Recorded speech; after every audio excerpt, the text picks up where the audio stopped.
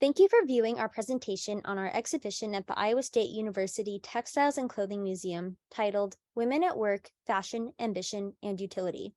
The Textiles and Clothing Museum was founded in 1924 and primarily serves as a teaching tool in the apparel, merchandising, and design curriculum at Iowa State University and to the campus at large.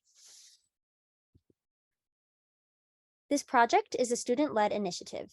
10 undergraduate students in the fall 2022 first ever honors seminar Fashion Museums and Social Justice conceptualized, curated, and installed the exhibition. In a single semester, we worked collaboratively on 4 teams: writing, graphics, installation, and documenting opening and media.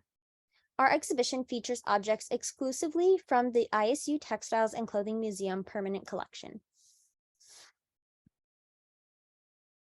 Presenters today include myself, Rebecca Parker, and Maggie Zittergruen. Our co-curators include Lauren Sather, Lillian Atchison, Claire Holtkamp, Kimberly Korelitz, Jessica Mao, Danielle Rothman, Jasmine Terrell, and Natalia Valentin Ross. We are students who represent every year at ISU, first year, sophomore, junior, and senior. Additionally, we are majors from across campus, including English, chemistry, global resource systems, biology, psychology, public relations, apparel, merchandising, and design, integrated studio arts, and business. Our faculty advisor on this project is Dr. Reddy Best, who is an associate professor in apparel merchandising and design, and is also the director and curator of the museum. Before we begin, we want to acknowledge those who have previously taken care of the land on which we gather. Before this site became Iowa State University, it was the ancestral lands and territory of the Bokojay or Iowa Nation. The United States obtained the land from the Meskwaki and Sauk nations in the Treaty of 1842. We wish to recognize our obligations to this land and to the people who take care of it, as well as to the 17,000 Native people who live in Iowa today. We opened the exhibition in the Mary Alice Gallery in Morrill Hall on ISU's campus on December 8th, 2022. In this exhibition, we explore women in the workplace through dress. We highlight the various fields in which some women have earned a living and how what they wear is connected to fashionability, ambition, and utility. Throughout society, women have historically been overlooked and underappreciated. Specifically, the workplace has had fewer opportunities for women than men, creating inequities in the ability to support oneself financially.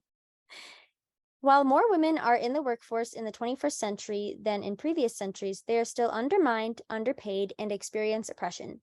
These issues are compounded for women of color, queer women, trans women, and those in other historically marginalized communities.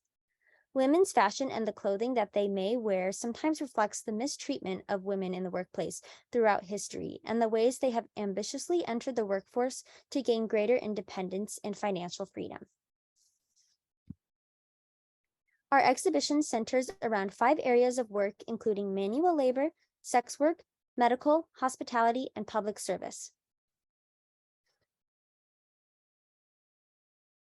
Our exhibition features 13 objects worked into 5 looks, 1 look representing each work area. We first highlight public service work. Beginning in 1912, before women, both white women and women of color, could vote in the United States, Juliette Gordon Low founded the Girl Scouts to encourage inclusiveness, the outdoors, self-reliance, and service. Uniforms were an important part of the association, and in the early years, the women often made the uniforms by hand and out of materials such as khaki and in somber colors such as navy. In 1928, the Girl Scout green debuted.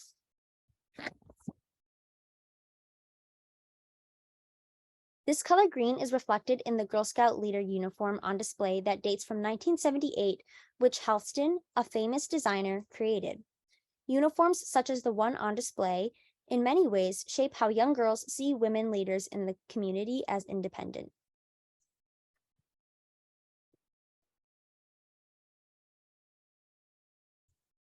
In our next theme, we highlight hospitality work. Over time, there has been a shift in the perception of and aesthetic of women working as waitresses, from being on par with sex work to a place of professional respectability more akin to a telephone operator or department store saleswoman. For example, in the 1800s in the US, concert saloon advertisements featured pretty waiter girls wearing very short skirts. Then, when America's first restaurant chain, Fred Harvey, decided to hire only women as servers, it provided a nationwide example of a higher level of service provided by an exclusively female workforce.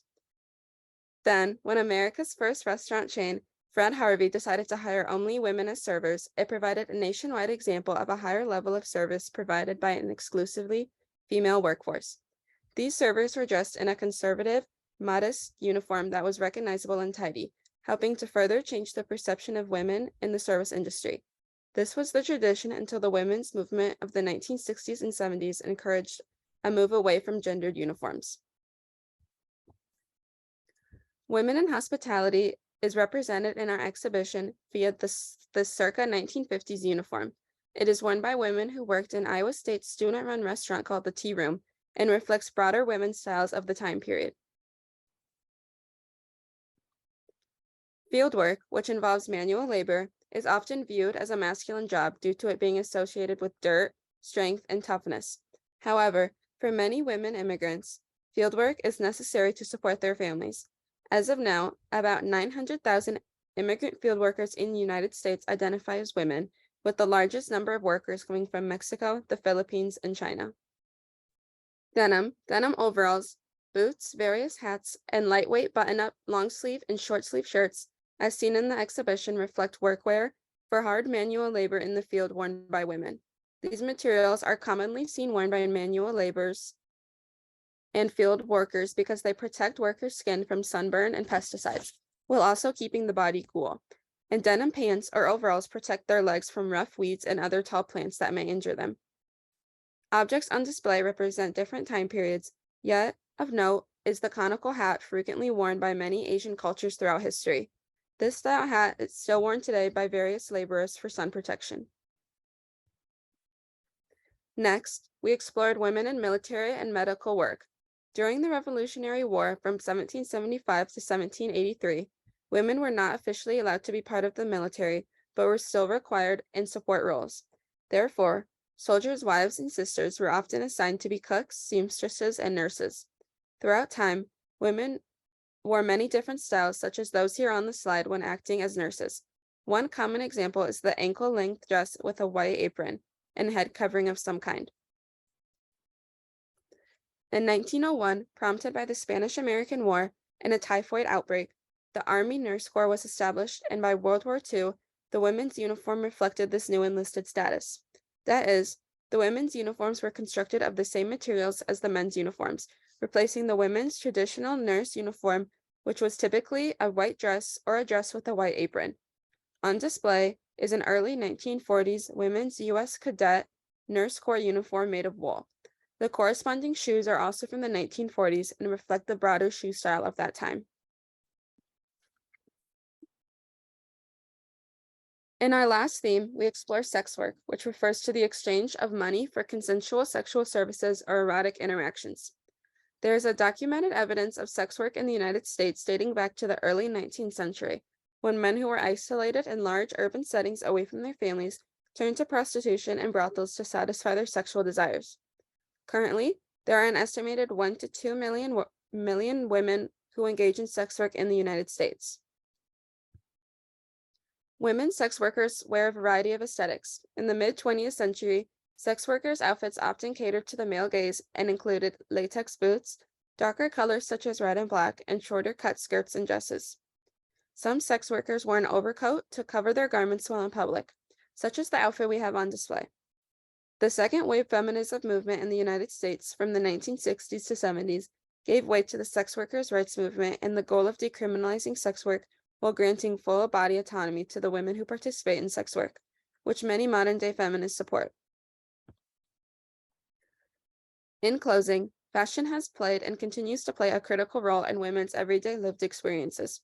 Throughout this exhibition, we highlighted the ways fashion interconnects with women entering, thriving, and surviving in the workforce. The overalls, cadet nurse's uniform, leather boots, and other aspects of dress act as collective signs and symbols of women's roles in society. This exhibition would not be possible without the support of the museum in various ways. Thank you.